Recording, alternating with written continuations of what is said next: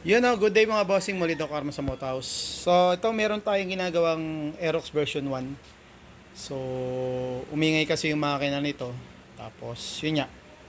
So, nung binuksan natin yung engine, so ito yung tumambad sa atin ay yung kanyang to, yung camshaft bearing. Camshaft bearing ay durog na, sinwala na yung mga bulitas. Yung mga bulitas niya nasa loob na ng makina. So yung camshaft AC, yung camshaft naman.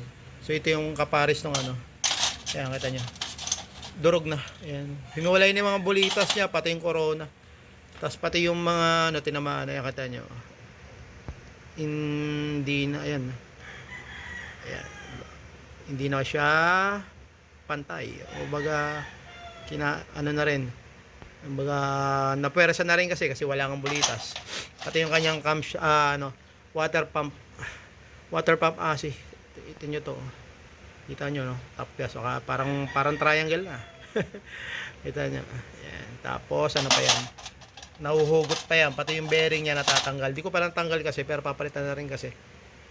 Ayan. So, hindi pa, kumbaga, na lumuwag na. Umalog na siya. So, yung bearing natatanggal na ng kusa. Hindi ko wala kasi nandisassemble yan. Pero ano ba yung cause bakit nasira yung ano? Bakit bumigay? Ayan, at saka nag-overheat na rin tong unit. So nag-overheat na. Ang sabi naman dito, nagsali naman ng coolant. Pero nung kinuha kasi namin to, tapos dinala namin dito sa shop. Umilaw yung yung indicator ng coolant o ng cooling system. Ibig sabihin nag-overheat. So yun, ang ginawa ko na ngayon, itong cylinder head, yan, na-resurface ko na, ayan, so kita nyo, naka-resurface na siya. So magpapalit naman kasi ng bagong block, kasi nga may gas, kita nyo, ayan, may gas, ayan, kita nyo, may gas, nagkaroon ng gas yung cylinder block, tsaka yung piston, nagkaroon ng gas. Okay. So, tingnan natin saan pumunta yung coolant at saka yung yung mga kasama nitong bearing, yung bulitas niyan. So, dito tayo sa kabila, syempre. Okay, so hindi ko pa na-drain. So, ngayon ko pa i-drain. Pero may idea na tayo. Kasi dito siya talaga pupunta. Ayan. So, medyo magano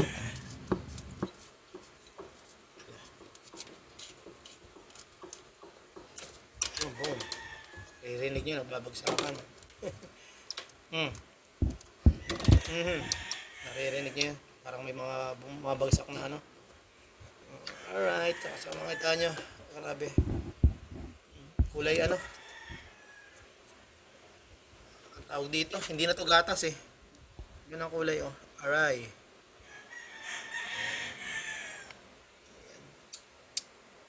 Vale. So, ayan, nababagsakan pa yung mga ibang bulitas. Mamaya, bubuksan ko rin naman pati itong kabilang side na to. Ito yung cover ng ito yung sa crankcase cover, left side. Andyan yung oil pump. Nandito rin yung timing chain, tapos yung mga guide. So, diyan ka na rin silipin kasi yung mga ibang parts ng bearing na nadurog, malamang nandiyan pa sa kabila, nasa loob nito. So, hopefully, matanggal pa natin yung mga ibang rebaba. Kasi nyo, grabe Milky Way na. Okay, so ito. So, yun yung ano bang constant, bakit naghalo yung coolant, tsaka yun lang is. So, ang isa lang naman laging pinanggagalingan yan, doon yan sa water pump natin. Sa water pump, kasi pag bumigay na yung seal, o kaya katulad nito, kung bagong palit lang yung seal nito, mga ilang wala pang isang taon, yung water seal. Ang kaso, bumigay yung kanyang bearing. So, pag bumigay kasi yung bearing, so, ang mangyayari, alog-alog yung pinaka-shafting nung tinatawag na water impeller. Yung water impeller. Yung shafting nun aalog-alog. So, ang mangyari, kumbaga, syempre, kung umaalog yun, possible magkaroon ng leakage doon sa water seal. Yung magkaroon ng sisingaw doon, lalo, kasi may pressure yan. Nagbi-build up ng pressure habang umiinit ang temperature. Lalo yung temperature ng coolant. Yan. So, umiinit yun. So, pag mas mainit, mas malakas ang pressure, possible, sisingaw doon. Kasi doon sa, galing doon sa loob ng water pump, lalabas siya doon sa may pinaka-shafting ng impeller. Kasi doon nakatusok yung impeller sa water seal. So mangyari kung umaalog yung shafting dahil sira yung bumigay yung bearing ng camshaft, aalog-alog yung shafting ng impeller. So probable doon magkakaroon ng singaw. Yan. So mangyari hahalo yung coolant ay hahalo sa ating langis. So ay mangyari hahalo na. So marami na rin tayo nagawang ganito na naghalo yung coolant. So lalo sa mga ganitong unit, lalo na siyempre may mga edad na. Lalo to Aeros B1 na to. Yan. So kaso ngayon lang namin na experience to dito na naghalo to, yung kanyang coolant at yung langis. Dati naman hindi naman kasi kahit paano naagapan naman. So ngayon lang medyo malala ng konti, daming tinamaan yung camshaft yung camshaft bearing durog, yung cylinder block may gas pati yung piston. Ano ba bang mga yung iba mga minimal parts na lang mga pwedeng isabay na, yung shafting ng rocker arm yan pwede na rin isabay yun kung sakali. Okay, so ilang ingat tayo mga boss. So lagi natin i-check kapag nagbabawas na yung coolant ninyo sa radiator o baga nababawasan, yung salin kayo ng salin, hindi nyo alam bakit nauubos. Ibig sabihin yun, pag nauubos yung coolant sa radiator natin, merong problema sa cooling system. Either yun nag-overheat, may overheat problem, o kaya yun nagkakaroon ng leak, may leakage. Kung wala naman leak sa labas, baga wala kayong nakikitang leak na tumutulo dito sa part ng ibabaw, sa cylinder head natin, sa water pump, sa thermostat, sa mga radiator hose. Kung wala naman leak at nagbabawas ng coolant, so dalawa lang na probable na problema nun. Either